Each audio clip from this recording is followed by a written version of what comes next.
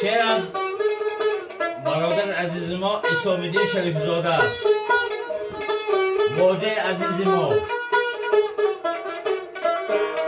آهنگساز واجب جان صابر، سوارنده عبدالقیم بردر. این جهان زیباست از رخسار دوست، مهر افزاید به دل گفتار دوست. این جهان زیباست از رخسار دوست، مهر افزاید به دل گفتار دوست. چهره‌اش زیبا کند هر محفلی، دیده را روشن کند دیدار دوست. چهره‌اش زیبا کند هر محفلی، دیده را روشن کند دیدار دوست.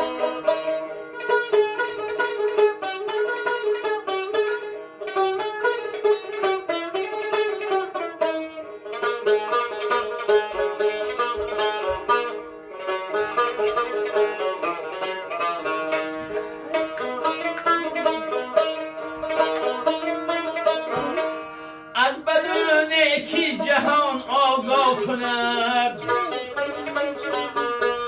هر زمان ما را دلی هوشیار دوست. تا به گردون ها برد بالا مرا، این همه افسانه و افکار دوست. مثل یک آینه باشد بی غبار، دائما اندیشه و گفتار دوست. مثل یک آینه باشد بی غبار، دائما اندیشه و گفتار دوست.